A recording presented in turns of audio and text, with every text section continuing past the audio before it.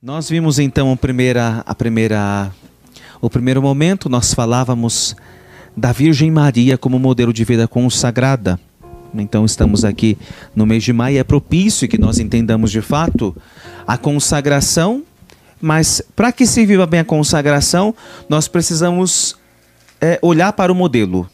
Claro que o modelo principal de consagração é Jesus, e a vida religiosa se inspira na vida de Jesus, que era casto, pobre e obediente, e totalmente consagrado ao Pai. Daqui nós temos a origem da vida consagrada, e ao mesmo tempo nós olhamos para a Virgem Maria, que é o modelo de entrega absoluta e sem reservas e sem questionamentos sobre a sua vocação pessoal.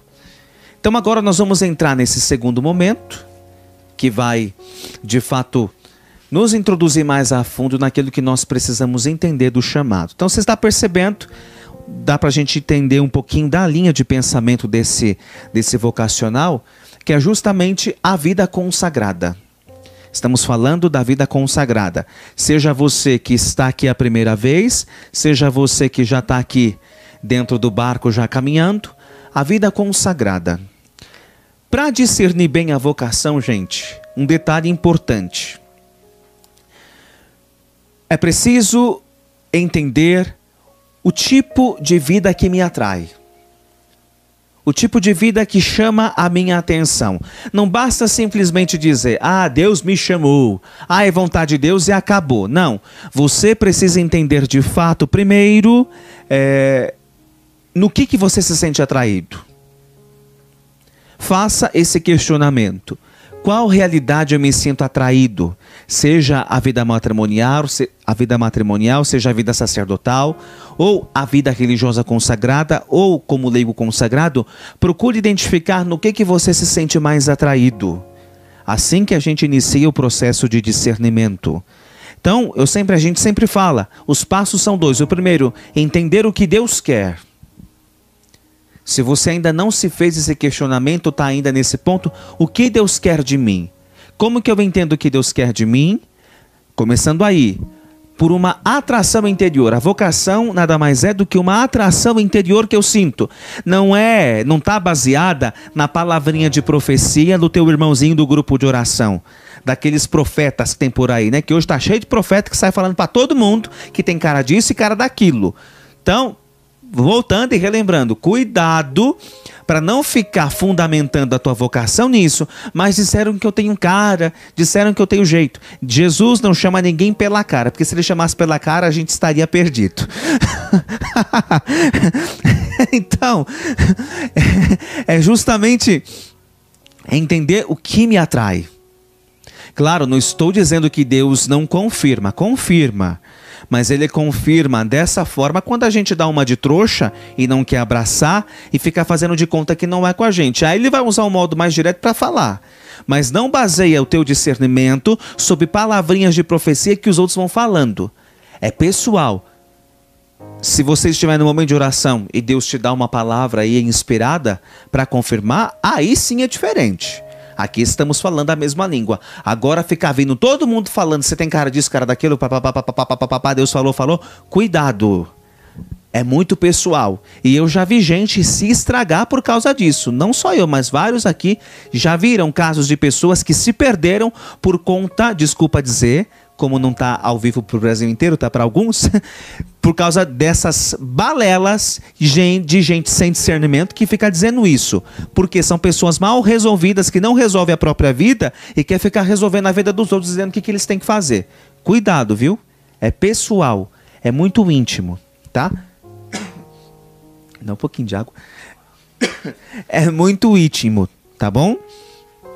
Grava bem isso, vocação é eu e Deus. Não é eu e a humanidade que vai responder para mim, não. Tá bom? Para ficar bem cravado. Segundo ponto, aonde Deus quer.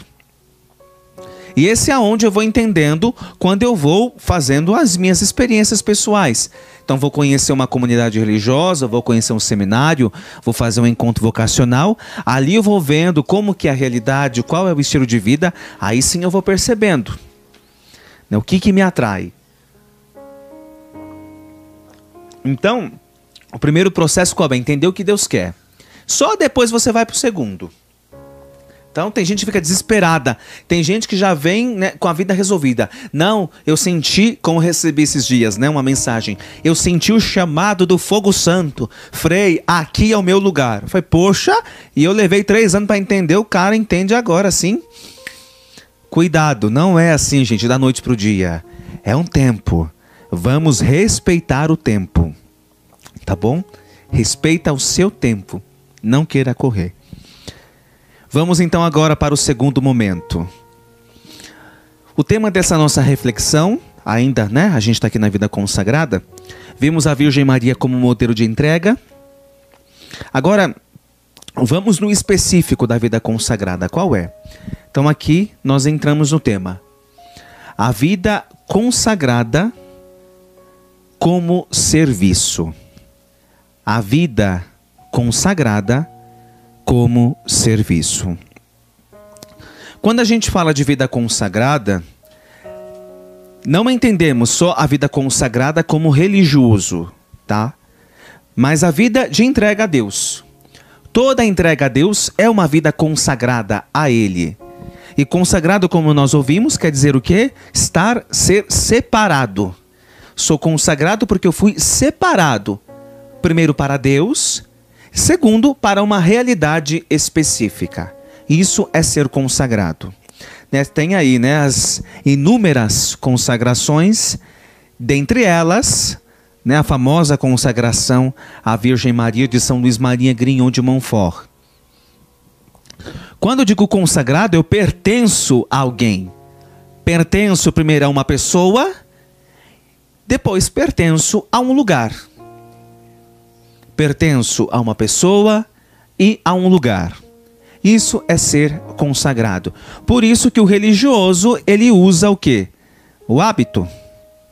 Porque o hábito primeiro significa o quê? Sinal de pobreza. Segundo, sinal de entrega a Deus. E terceiro, o sinal de que ele representa a uma determinada família, a um carisma específico. Então o hábito religioso é justamente a identidade.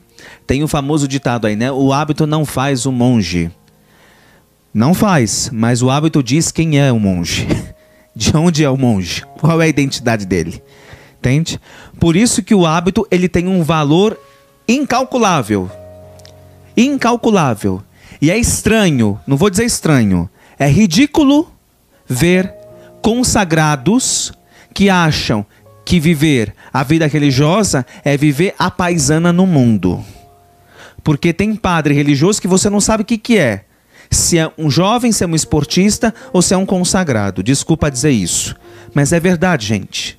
Eu digo uma experiência para você uma vez. O meu pároco foi me visitar quando eu morava lá na Europa. E ficou na frente do portão da faculdade. Eu saindo com outro frei, passei no meio de um monte de gente. Tinha um rapaz de óculos preto, todo boyzão lá na frente da faculdade. Saí. Quando eu passei, falo: ô, você não fala comigo não? Aí eu olhei, o meu pároco, paisana. Falei: desculpa, né? Como é que eu vou saber? Como é que eu vou identificar as pessoas? Não tem como.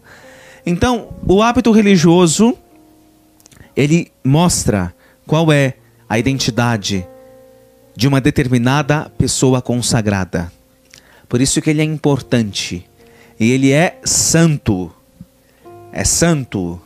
Eu digo isso por experiência.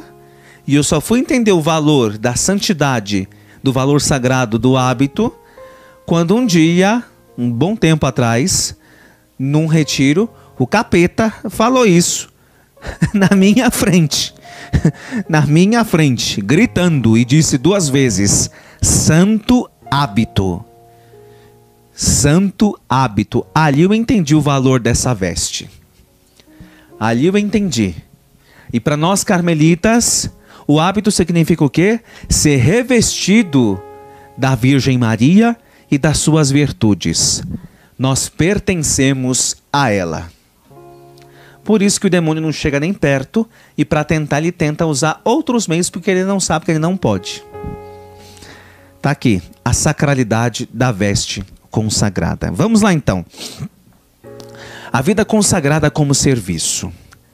Então nós entendemos o que é vida consagrada, é ser de Deus, para Deus, pertence a alguém e a um lugar específico. O consagrado, ele não vive para si, ele vive para o outro. Para o outro. Me consagrei a Deus porque Ele quer algo de mim. Então, quando eu me entrego, seja na vida matrimonial, na vida sacerdotal, religiosa ou leiga, eu correspondo a um apelo do coração de Deus. Ele espera algo de mim, uma correspondência. E o ser consagrado é justamente corresponder, vamos assim dizer, à sede do coração de Deus. Ele tem sede de almas. Ele tem sede da minha alma, mas tem sede também das almas num todo. E isso nós entendemos quando Jesus se senta com a mulher samaritana à beira do poço e diz a ela: tenho sede. Mas o que Jesus diz para a samaritana não é a sede da água do poço. O que ele estava dizendo é: tenho sede da tua alma.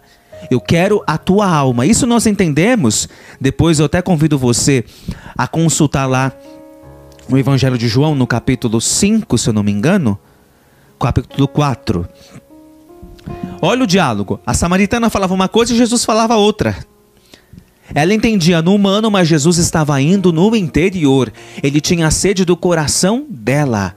Tenho sede de almas. Por isso depois ele diz: se tu soubesses, se conhecesses o dom de Deus e quem te diz dá-me de beber, certamente tu pedirias, ele te daria água viva. Jesus estava indo no interior. Sede de almas. Então, o me entregar a Deus, o me consagrar a Deus, quer dizer, eu correspondo à sede divina. A sede do coração de Deus, que tem sede de almas. Então Deus tem sede da minha alma. E todos nós precisamos corresponder a essa sede do coração de Deus. E a gente acha que é só Deus que precisa corresponder à nossa sede interior, à sede pessoal da nossa busca. Mas de fato, eu também preciso corresponder à sede do coração dele. Isso é ser consagrado. Pega lá a sua Bíblia, aí no Evangelho de São Lucas, no capítulo 1, versículos de 26 a 37. Lucas, capítulo 1, versículos de 26 a 37.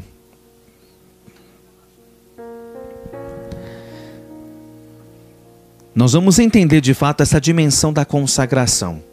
Como nós estamos falando da Virgem Maria, vamos olhar para ela novamente para entender. Depois nós vamos para o modelo Jesus.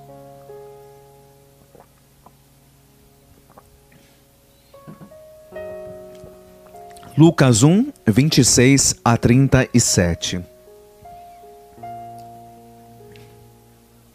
Vamos lá. No 6º mês, o anjo Gabriel foi enviado por Deus a uma cidade da Galileia, chamada Nazaré, a uma virgem desposada com um varão, chamado José, da casa de Davi. E o nome da virgem era Maria. Entrando onde ela estava, disse-lhe: alegra-te, cheia de graça, o Senhor está contigo. Ela ficou intrigada com essa palavra e pôs-se a pensar qual seria o significado da saudação. O anjo, porém, acrescentou: não temas, Maria. Encontraste graça junto de Deus. Eis que conceberás no teu seio e dará à luz um filho, e o chamarás com o nome de Jesus. Ele será grande, será chamado Filho do Altíssimo, e o Senhor Deus lhe dará o trono de Davi, seu pai.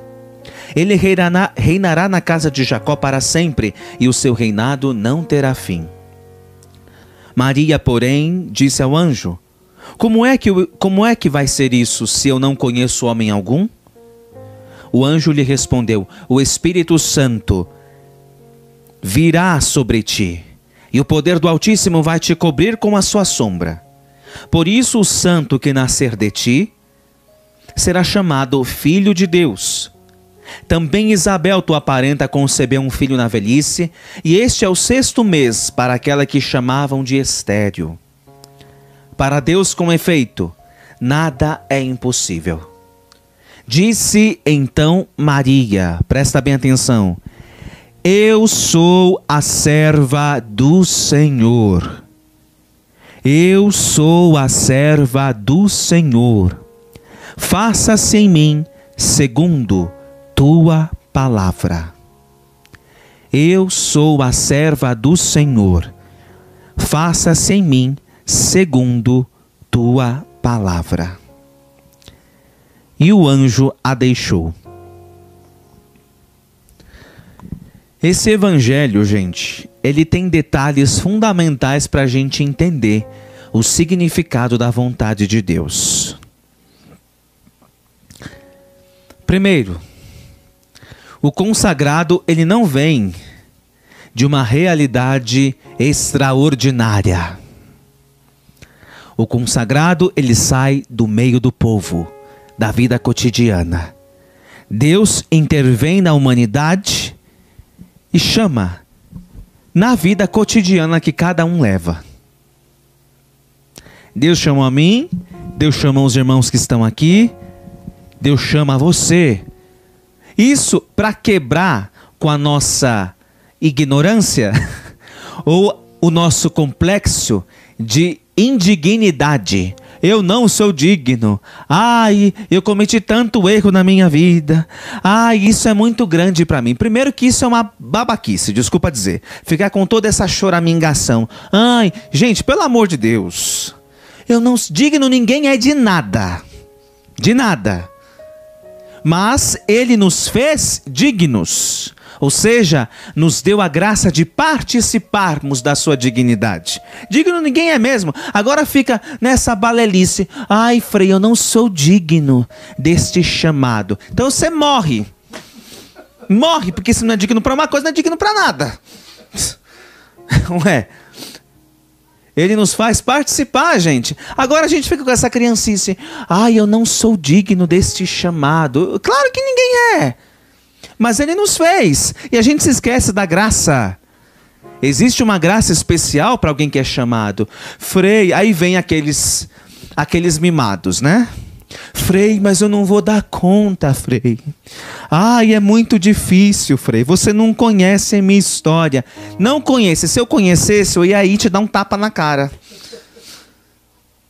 Se Deus conhece a tua história, meu filho, Ele chama... Ele chama de qualquer jeito.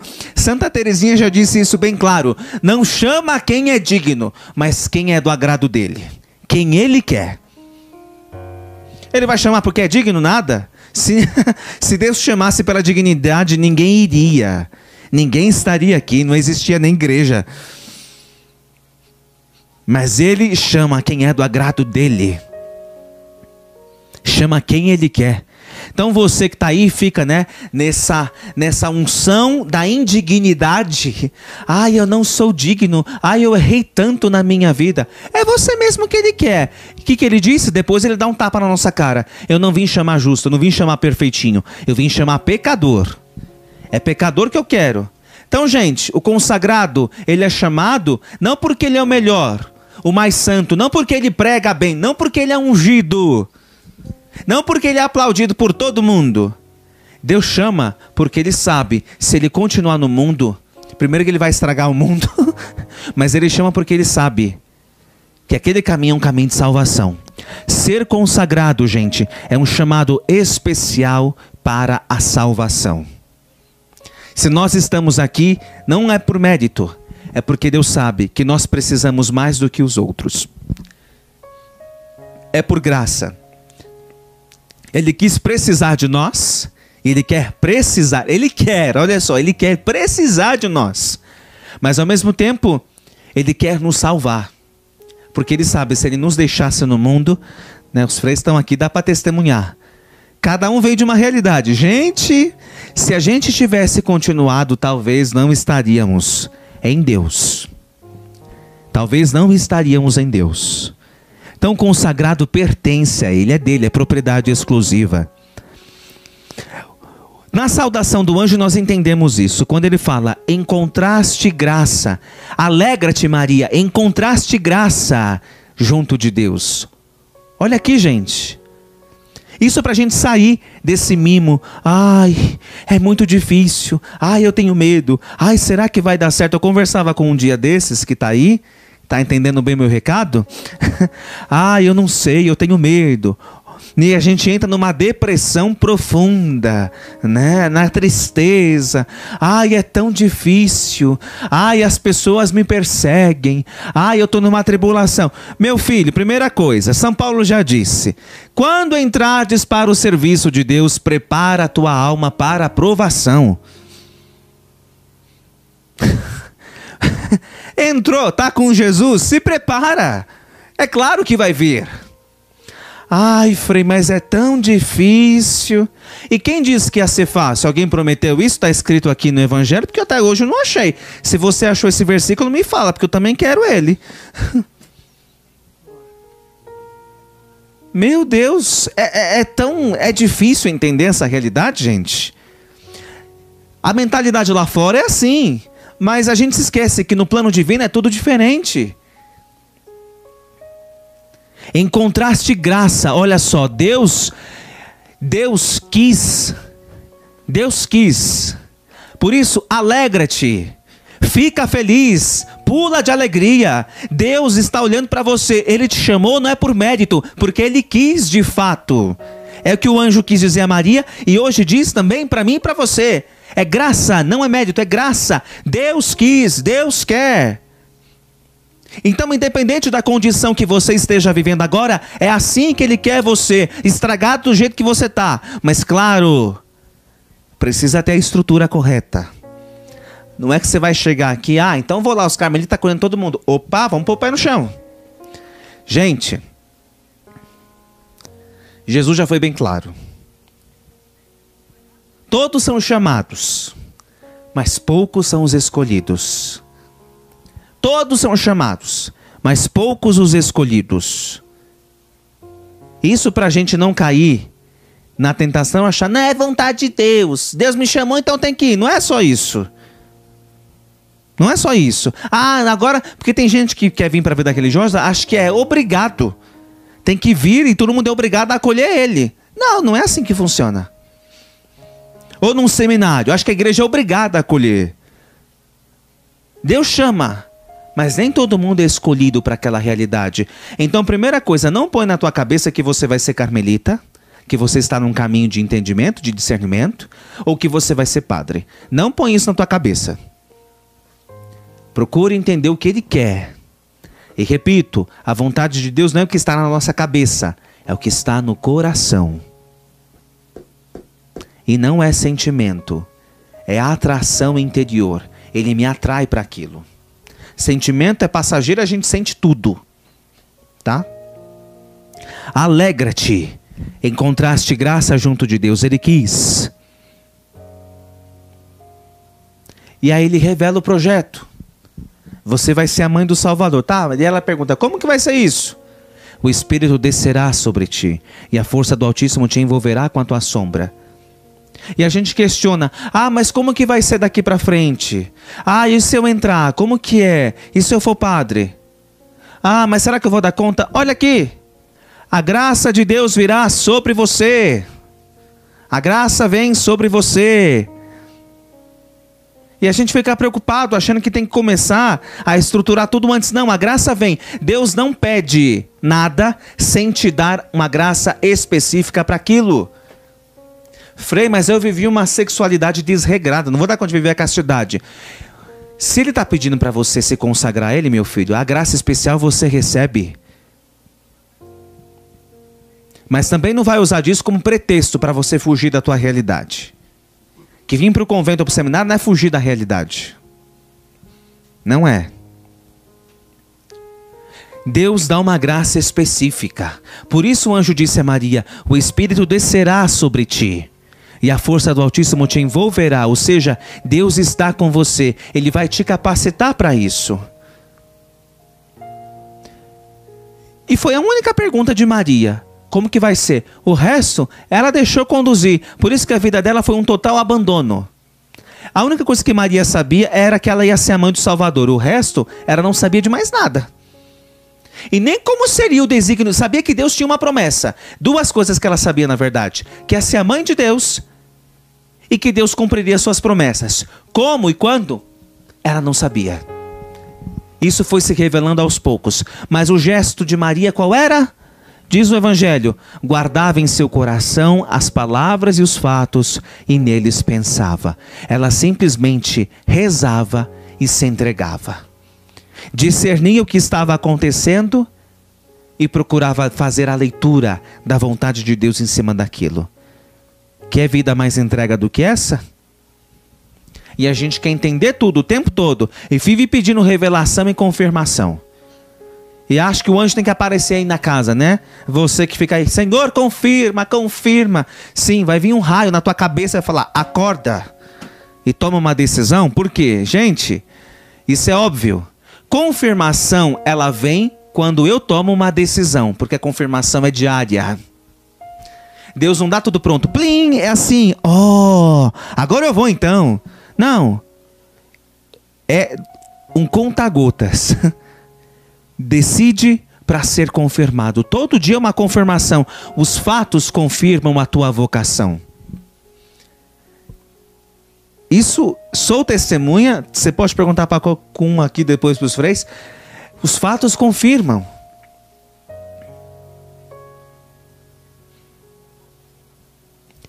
E diante dessa atitude, o que ela faz? Diz: eu sou a serva. Eu me entrego. Que a vontade dele seja feita na minha vida. Aqui nós entendemos a dimensão do serviço. Serviço quer dizer o quê? Entrega. Não é projeto pessoal. Ah, eu vou para o seminário, lá vai ser maravilhoso. Eu vou viver em adoração. Eu vou viver em louvor contínuo. Lá vai ser o Pentecostes. Sim, lá eu vou viver o avivamento. Vai ser tudo isso. Mas tudo isso se dá numa vida de entrega. O maior avivamento é quando você vai pegar a vassoura, vai varrer o chão, vai lavar o vaso sanitário do banheiro. Ao menos aqui para nós é assim. Frei, mas não tem aqueles momentos de avivamento? Tem. Mas o avivamento se dá principalmente quando você vive a vida fraterna. Você tem que interagir com o outro e aceitar os defeitos e as qualidades do outro. E quando você se coloca sob a obediência. Se você quer vir para o seminário, para o convento, não vem achando que aqui vai ser a sua vida de burguês. Não importa onde você vá, mas já tira da tua cabecinha que lá você vai ter o teu carro, o teu celular, a vida cômoda. Ah, lá vou poder tomar cafezinho lá no meu quarto, vai ser... É só reza e alegria. Muito pelo contrário, meu filho. Mordomia na vida consagrada não existe. E quando existir é porque já entrou num relaxamento. Ah, Frei, mas eu queria tanto rezar, viver a vida contemplativa. Então você vai para uma montanha, fica lá. Fica sozinho lá. Ou os que vêm, enche a boca, né? Ah, eu quero viver uma vida pobre. Sim, mas quando entra não tem a capacidade sequer de dizer sim para quando alguém pede alguma coisa. Ah, e aí entra. Ah, eu não gosto. Ah, eu não gosto disso, eu não gosto daquilo. Se você acha que você vem para o convento para fazer a tua vontade, você está perdido. Aí não é pobreza não, meu filho. Você quer ser pobre então desse jeito, você vai para debaixo da ponte. Pobreza, em primeiro lugar, quer dizer o quê? Desapegar-se dos próprios conceitos e da própria vontade. Porque tem muita gente que entra em convento, em seminário, e está cheio de si ainda. E sofre dentro do convento, viu? Porque está preso em si. Então, primeiro desapego da tua vontade. Lembre-se, Maria disse, eu sou a serva. A partir daquele instante ela disse o quê? Não, eu não tenho vontade própria. Agora é Deus. É Deus, é Deus, é Deus. Mas dentro da vida consagrada, como que se dá a vontade de Deus? Se dá em múltiplas formas. Se dá na autoridade do superior, na autoridade do formador, e principalmente naquilo que você não gosta de fazer. Aí que Jesus pega mesmo. E você mais faz aquilo que você não gosta. Ah, mas eu não gosto de varrer o chão. Aí é o que vai ser mais pedido para você. Por quê? A vida consagrada é uma vida de exercício à santidade. Quer entender isso? Um exemplo, Santa Teresinha. Esse episódio é famoso. Santa Teresinha, em um certo episódio da sua vida, foi lá para lavar roupas. Na época não tinha lavadora. Era aqueles tanques gigantescos e aquele monte de freira lá esfregar lá. Mas tinha uma monja que quando ia lavar, mas molhava toda ela.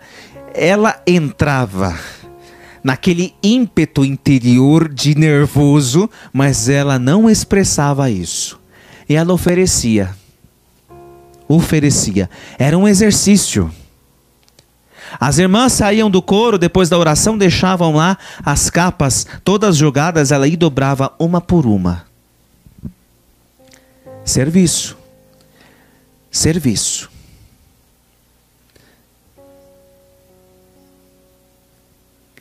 Um documento da igreja dedicado à vida consagrada, que se chama Vita Consecrata, no número 25, ele diz o seguinte, esse documento foi escrito por São João Paulo II.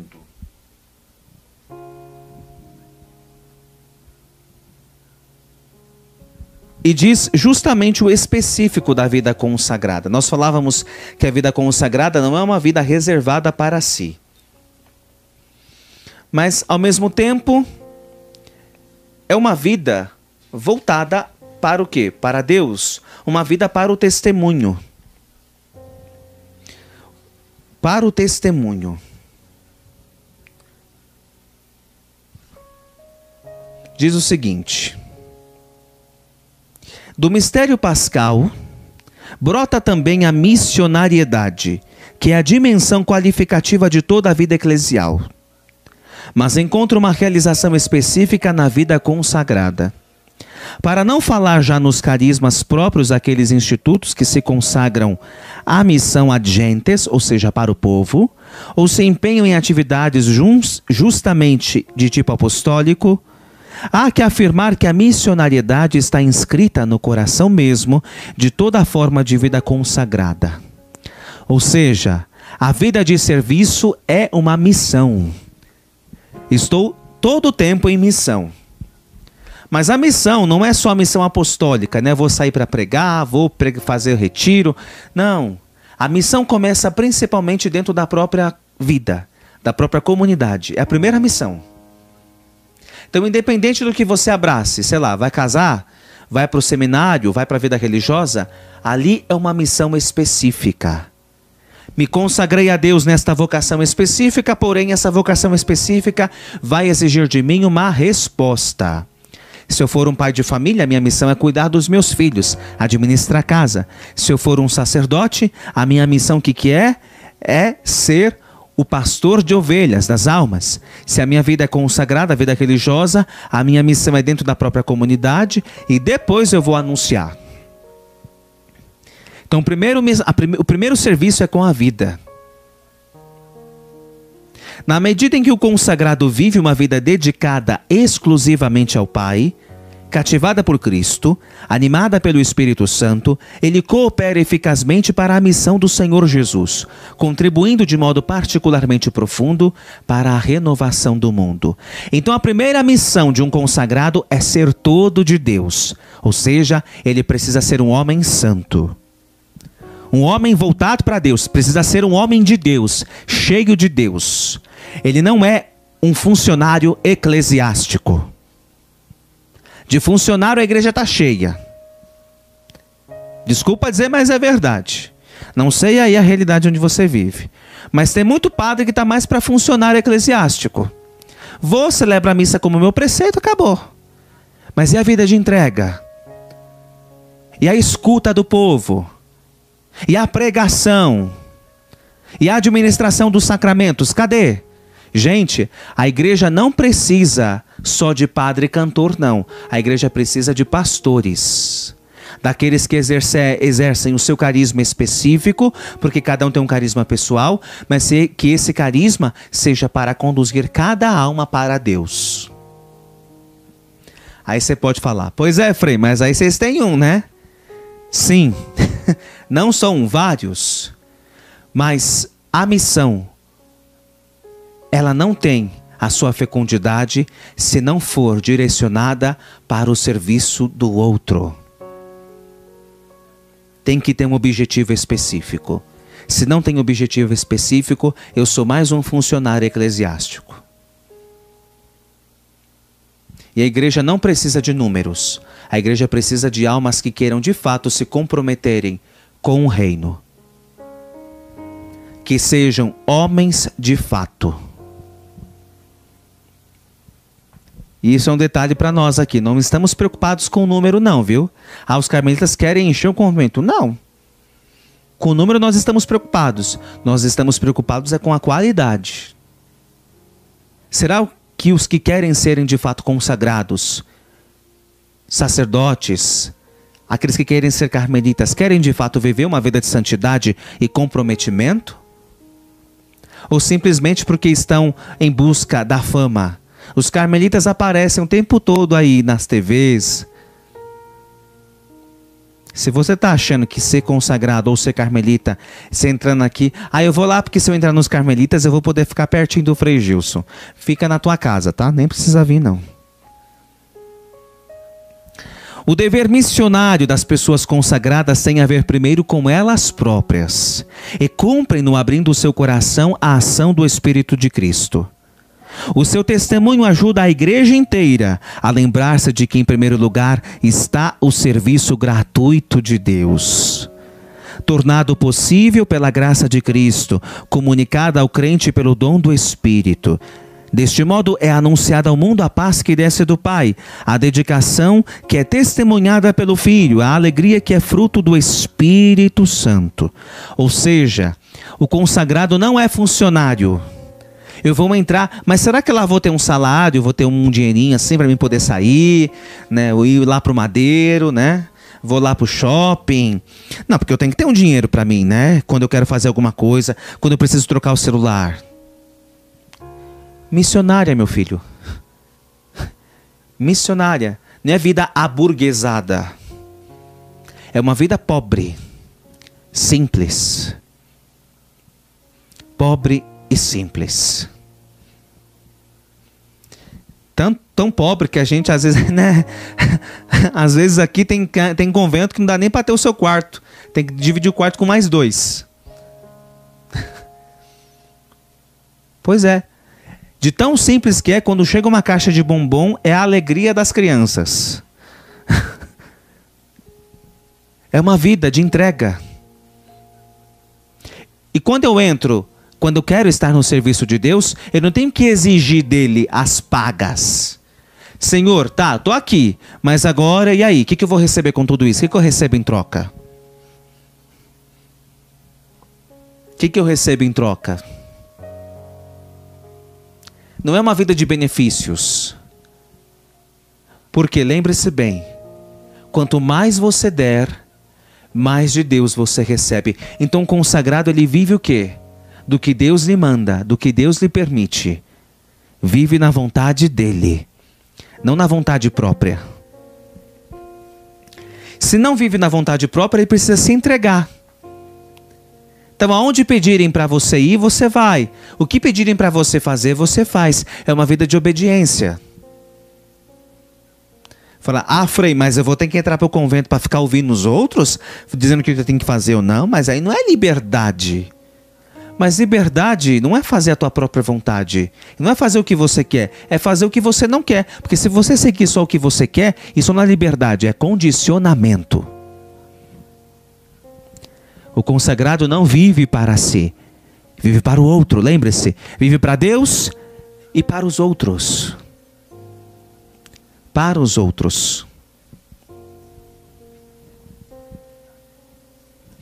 As pessoas consagradas serão missionárias, antes de mais, aprofundando continuamente a consciência de terem sido chamadas e escolhidas por Deus, para quem devem, por isso mesmo, orientar toda a sua vida e oferecer tudo o que são e possuem, libertando-se dos obstáculos que poderiam retardar a resposta total de amor. Desta forma poderão tornar-se um verdadeiro sinal de Cristo no mundo. Então isso é para você que acha que vai entrar para a vida religiosa ou para o convento. Não vou lá, vou começar a pregar, vou profetizar na vida de todo mundo. E é isso, é aquilo, é aquilo. Não. Tudo isso só vai ter sentido se de fato você for uma pessoa de Deus. Você for um homem de Deus. Se for um homem que busque de fato a santidade. E se submeta àquilo que Deus proporcionar a você. Aí sim, de fato, a sua vida, a sua entrega será fecunda. Então a primeira identidade de um consagrado, de um religioso, não é a missão. É ser todo de Deus. Ser de Deus, viver de Deus, por Deus e para Deus. Vai dizer Santa Teresa dos Andes, uma carmelita. Ser de Deus, viver de Deus, por Deus e para Deus. Esse é o fim, vai dizer ela, de toda criatura. Então você que quer abraçar a vocação, a tua vocação primeiro, ela está centrada em Deus. Eu sou todo de Deus. Sendo de Deus, você se torna luz para o mundo. Ou seja, o consagrado, ele tem que ser espelho, sinal do que se viverá na eternidade. Então a vida consagrada nada mais é do que um pré-anúncio do que se viverá na glória eterna. E aqui nós falamos da dimensão escatológica da própria vocação. Como diz a expressão, é o já e o ainda não.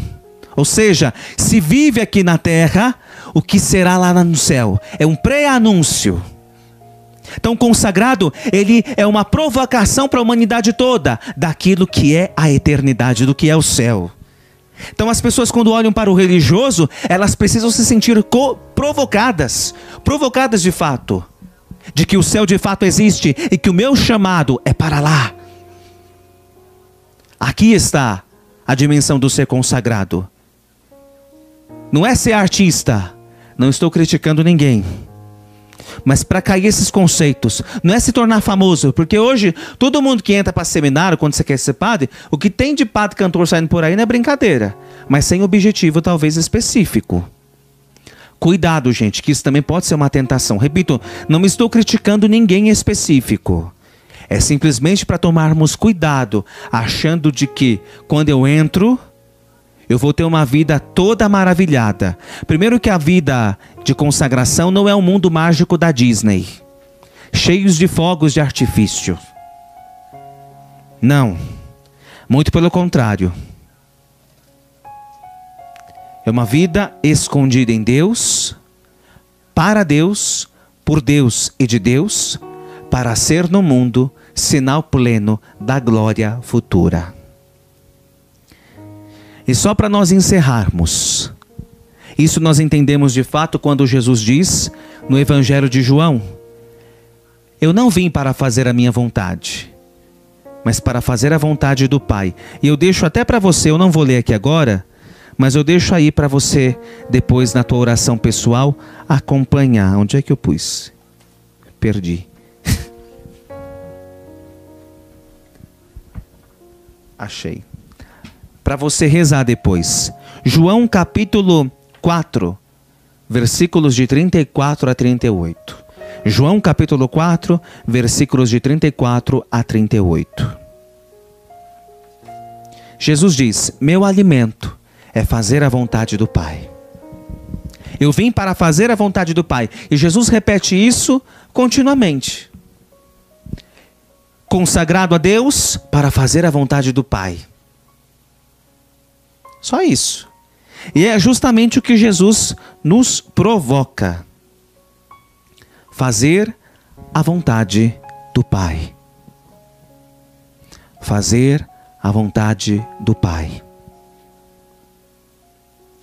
Aí fica a pergunta: você está disposto de fato a fazer a vontade de Deus? Independente do que seja? Mas não é a vontade de Deus, repito, ela não se resume só no momento. Deus me chamou, pronto, já fiz a vontade dele. Não, a vontade dele é todos os dias. Em todo o tempo. Todos os dias, em todo o tempo. Olha, tem... e é cada vontade... Às vezes dá vontade de chorar até. Fala, ô Jesus, logo hoje. Pois é, se submeter a tudo. Isso é viver a vida de serviço. Não é uma vida para si. Jamais, jamais. Não é para si. Não é para si. Não é para si. É para o outro. Para Deus e para o outro. Só que para ser de Deus e para ser para o outro, eu preciso deixar o que é meu. Vai exigir renúncia. Vai exigir renúncia. E aí, está disposto?